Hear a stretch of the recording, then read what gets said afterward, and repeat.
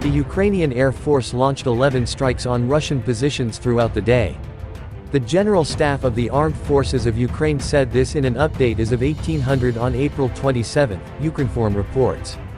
Aircraft of the Defense Forces launched 11 strikes on the areas where occupiers' personnel and military equipment were concentrated. In addition, 2 enemy reconnaissance UAVs of the Merlin type and 1 Orlan 10 were shot down, the report says. The General Staff noted that the Russian Federation is not abandoning its plans to seize the territory of Ukraine. It continues to ignore international humanitarian law, strikes and fires not only at the positions of Ukrainian troops, but also at the civilian infrastructure of populated areas, terrorizing civilians. Throughout the day, the enemy launched 28 airstrikes and carried out about 10 attacks using multiple launch rocket systems on Ukrainian positions and populated areas. Civilian casualties have been reported, as well as destroyed and damaged private residential buildings and other civilian infrastructure. The threat of missile attacks and airstrikes across the entire territory of Ukraine remains high. The enemy is focusing its main efforts on conducting offensive operations in the Bakhmut, Avdiivka and Mariinka directions. Units of the Defense Forces of Ukraine repelled more than 45 enemy attacks on the indicated sectors of the front during the day. The fiercest battles for Bakhmut and Mariinka are ongoing, the General Staff said. In the Volyn and Polishcha directions, the operational situation has not changed. There were no signs of offensive groups formation. Certain units of the Belarusian armed forces continue to perform tasks in the districts bordering Ukraine. Some units of Russian territorial troops are remaining on the territory of Belarus. In the Suvorshchina and Slobozhanshchina directions, the enemy continues to keep a certain number of troops in the Bryansk, Kursk and Belgorod regions bordering Ukraine. Throughout the day, they shelled the settlements of Chervona Zoria in Sumy region, as well as Hoptivka, Zelin, Neskuchny, Budarki, Mylev, and Krasny Persh in Kharkiv region. In the Kupiansk direction, the settlements of Vorokna, Ryanikivka, Mashutivka, Liman Pershi, Kyslivka, and Berestov in Kharkiv region came under enemy artillery fire. In the Lyman direction, the invaders did not carry out offensive operations. Settlements near the contact line, Makivka, Nevsky, Bilohorivka in Luhansk region and Dubrova, Verkhniokamyansk, Spern in Donetsk region, came under Russian artillery fire. In the Bakhmut direction, the enemy continues to conduct offensive operations. Heavy fighting for Bakhmut is ongoing. Throughout the day, the enemy conducted unsuccessful offensive operations near Hurahorivka and Bodanivka settlements. Vashukivka, Orikovo-Vasilivka, Marko, Hurahorivka, Bakhmut, Ivanovsky, Chasev Yar, Novodmitrivka, Kostiantinivka and New York in Donetsk region came under enemy shelling.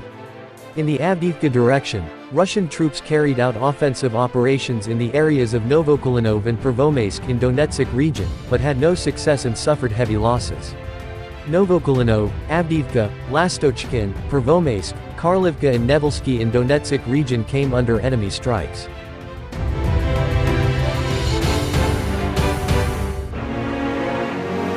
In the Mariinka direction, Ukrainian defenders repelled numerous enemy attacks in the northern and central parts of Mariinka settlement, as well as near Novomykhailivka in Donetsk region. At the same time, the settlements of Krasnohorivka, Heorhivka, Mariinka, Novomykhailivka and Pereskoviivka in Donetsk region were subjected to enemy shelling. In the Shakhtarsk direction, the enemy did not conduct offensive operations. Russian forces shelled the settlements of Bowa-Avlenka, Novokranka, Vuhledar, Zolotaniva, Glika Novosilka in Donetsk region. In the Kherson and Zaporizhia directions, the invaders continue to conduct defensive operations. More than 35 settlements came under enemy strikes, including Vremivka of Donetsk region, Malinivka, Huliaipol, Zaliznikny, Huliaipilsky, Bilahirya, Malotokmichka, Novodanilivka, Novoandriivka and Kamyansk of Zaporizhia region, Zolota Balka, Berislav, Vesel, Ivanivka, Injunern, Antonivka, Dniprovsky, Velitensk, Kizimys of Kherson region and the city of Kherson. The General Staff reported that Russian troops are suffering heavy losses on the battlefield. All medical facilities in the temporarily occupied territory are full of wounded invaders. The enemy is forced to use educational institutions in temporarily captured territories for their own purposes. In the village of Mistki, Luhansk region, the invaders re-equipped a local school into a military hospital. There are a large number of wounded Russians. In addition, the occupiers have a shortage of medicines and dressing materials in all medical facilities, the report says. As Ukrinform reported, from February 24, 2022 to April 23, 2023, the Defense Forces of Ukraine eliminated about 186,420 Russian aggressors.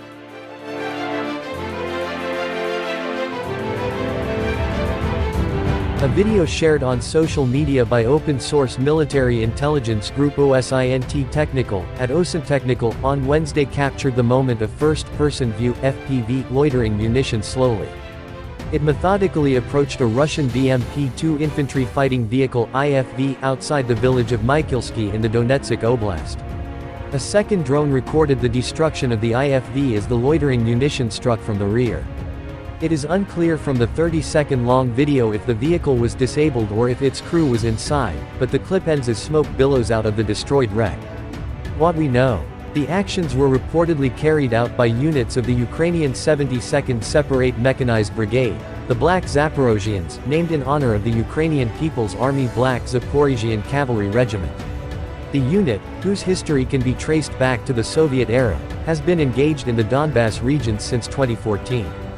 It has been one of the most prolific operators of loitering munitions in the fighting in recent months, sharing many such videos, which in turn have been propaganda coups for Kyiv.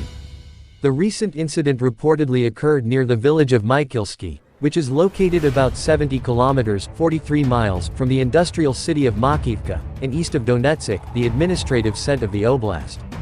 The area has seen nearly endless fighting since the start of the war in Donbas, and in the past year, the village has changed hands multiple times. Open-source intelligence photos show that few to no structures remain standing in Mykolsky, including the centuries-old Svyato-Uspensky Mykolo-Vasilyevsky Monastery. Constructed in the 17th century, it was the oldest stone building in the area. Russia's futile attacks. As David Axe, writing for Forbes.com, reported in February, Russian troops have been rolling into the same kill zone along the T-509 highway that has an intersection just north of the village of Mykolsky. The Russian army's efforts to advance had failed, but it then stubbornly doubled, tripled, and quadrupled down on that failure. Dozens of destroyed Russian vehicles are reported along the road, and the BMP-2 IFV seen in the recent video is just the latest casualty of the war. The BMP-2 Boyevaya Machina Pekoti is a second-generation, amphibious IFV that was first introduced in the 1980s and improved on the BMP-1 that had been first employed in the late 1960s. In the Soviet Army, BMPs were typically issued to the motor rifle battalions of tank regiments. The 14-ton tracked vehicle has a crew of 3 and can carry up to 7 infantry soldiers. It is armed with a 30mm autocannon and a Konkurs launcher, while welded steel armor provides all-around protection against 12.7mm rounds. As of last summer, Russia had already lost upwards of 700 of the Cold War-era IFVs, and there were reports that the Kremlin considered restarting production to replace those destroyed in the fighting.